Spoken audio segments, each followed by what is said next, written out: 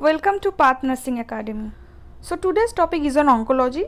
आज ऑन्कोलॉजी के ऊपर कुछ बेसिक कॉन्सेप्ट क्लियर करने के लिए वीडियो बनाया गया है, तो let's get start it. At first, definition. So oncology that means study of cancer. So what is cancer? Cancer is characterized by uncontrolled and unregulated growth of cells. Cells का growth uncontrolled है, unregulated है, तो वो ही rise करता है cancer. So what are the risk factors? Risk factors at first age, above 55 years में risk factors ज़्यादा है। Alcohol consumption, tobacco consumption, carcinogen exposure, UV rays, genes via genes family to family ये जाता है cancer. Next, process of cancer development. Cancer कैसे develop करता है? तो there are 3 stages. At first, initiation, how it is initiated. Risk factors, all those risk factors I have already discussed. Those risk factors at first target some cells, then the target cells are altered, and in altered cell there are dysfunction in differentiation and proliferation. So the altered cells turns into cancer cell. Now the next stage, that is promotion. In promotion, the cancer cell proliferate at the mitotic rate of the tissue origin. And the third and the final stage is progression. In this stage there are evidence of clinical disease.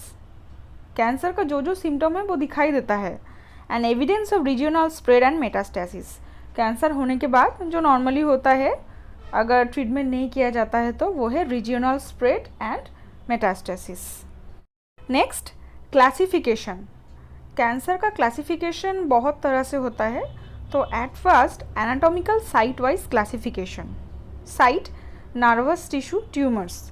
इसमें 2 तरह के होता है, एक है benign और दूसरा है मैलिग्नेंट। तो बिनाइन को हम डिनोट करते हैं ओमा से एंड मैलिग्नेंट को ओमा in case of nervous tissue tumours. Meninges के लिए क्या होगा? बिनाइन है तो मेनिंजियोमा, एंड मैलिग्नेंट जिसमें मेटास्टेसिस हो सकता है, जो अच्छा नहीं है वो है मैलिग्नेंट, तो उसको हम बोलते हैं meningeal sarcoma. Next, in case of connective tissue tumours, fibrous tissue, उनको बिनाइन के लिए हम डिनोट करते हैं fibroma, and in case of malignancy we denote it as fibrosarcoma. Bone, benign osteoma, malignant osteosarcoma. Cartilage, benign chondroma, malignant chondrosarcoma.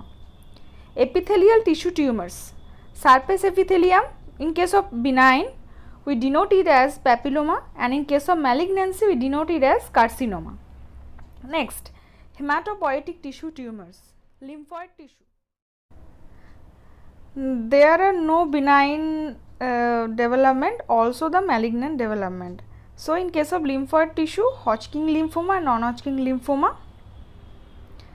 Plasma cells, multiple myeloma.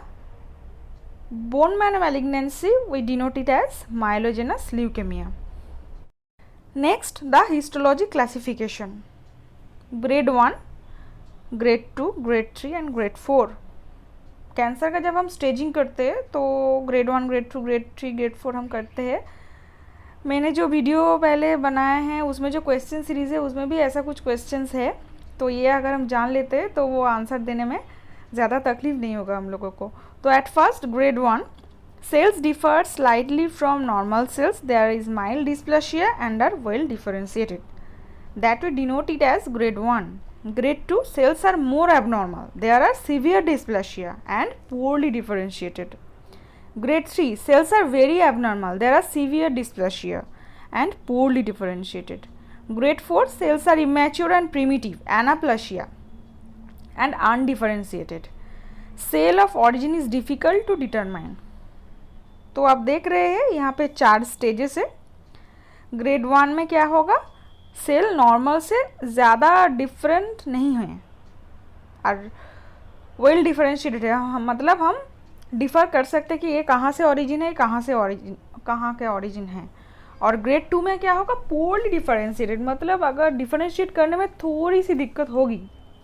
Grade 3 में क्या है, very abnormal, sales बहुत ज़्यादा एबनॉर्मल है, तो हम डिफरेंशिएट अच्छे से नहीं कर पाएंगे। और ग्रेड 4 में तो सेल्स बिल्कुल ही मैच्योर है, एकदम डिफरेंशिएट कर ही नहीं सकते, और उसका ओरिजिन भी बताना बहुत ही दिक्कत है। तो ये है total 4 stages. Next, extent of disease classification. Classifying the extent and spread of disease is termed as staging. कितना एक्सटेंट एंड स्प्रेड हुई है उसके हिसाब से हम करते हैं क्या, स्टेजिंग। तो उसमें क्या है, clinical staging, stage 0 cancer in situ, cancer जो ऑरिजिन है वहीं पे है। Stage 1 tumour limited to the tissue of origin, localise tumour growth, जो ऑरिजिन है वहाँ पे ही है लेकिन लोकलाइज्ड ट्यूमर ग्रोथ हुई है। Stage 2 limited local spread, local spread हुई है लेकिन वो लिमिटेड है, ज़्यादा स्प्रेड नहीं हुई है। Stage 3 extensive local and regional spread, बहुत ज़्यादा लोकल एंड रीजनली स्प्रेड हुई है। स्टेज 4 मेटास्टेसिस हो गई है। तो ये है क्लिनिकल स्टेजिंग। इसमें और एक है जो है कि TNM क्लासिफिकेशन, जो मैंने एक दूसरे वीडियो में बता दिए हैं। Now the most common site of metastasis, ये क्वेश्चंस बहुत ज़्यादा आती है तो जान लेते हैं। ज़्यादातर मेटास्टेसिस कहाँ पे होता है, वो है लंग्स। और अभी ब्रेस्ट कैंसर स्प्रेड मोस्टली कहाँ पे होता है, lung, bone, brain. Lung cancer कहाँ पे होता है, ब्रेन, बोन, इसमें ज़्यादा मेटास्टेसिस करता है। Bladder cancer spread mostly to the lungs, bone and brain. Brain cancer spread mostly to the central nervous system. Now, the examination and diagnostic test in case of cancer. At first, Pap smear, that is Papa-Nicolau test, that is the screening test for cancer of cervix. So, which we can do from the age of 18 years. Next, the biopsy, that is collection of tissue as specimen, and this is the confirmative test of cancer. There are 2 types of biopsy. At first, incisional. In this incisional, small part and some tissues are collected for biopsy, and in case of excisional, whole tumor is collected for doing biopsy. Next, the FNAC, that is fine needle aspiration cytology. By needle, we are collected some tissues. Next, testicular examination. From 15 years of age, the testicular examination can be done, and just after shower, when the scrotal skin is relaxed, then we can do the testicular examination. ये exam में ये question बहुत ज़्यादा आता है कि कब testicular exam हम कर सकते हैं। सो आंसर होगा just after the shower when the scrotal skin is relaxed. Next, breast self examination. तो ये क्वेश्चन भी आता है कि ब्रेस्ट सेल्फ एग्जामिनेशन कब करना है, तो वो आंसर होगा perform 7 to 8 days just after menstruation. मतलब मेंस्ट्रुएशन जब शुरू होती है तो उसके पहला दिन से 7वां जो दिन है, 7th to 8th डे में हम कर सकते हैं ब्रेस्ट सेल्फ एग्जामिनेशन। मंथली ये चेकअप करना है from 20 years of age. So this is all about today's concept.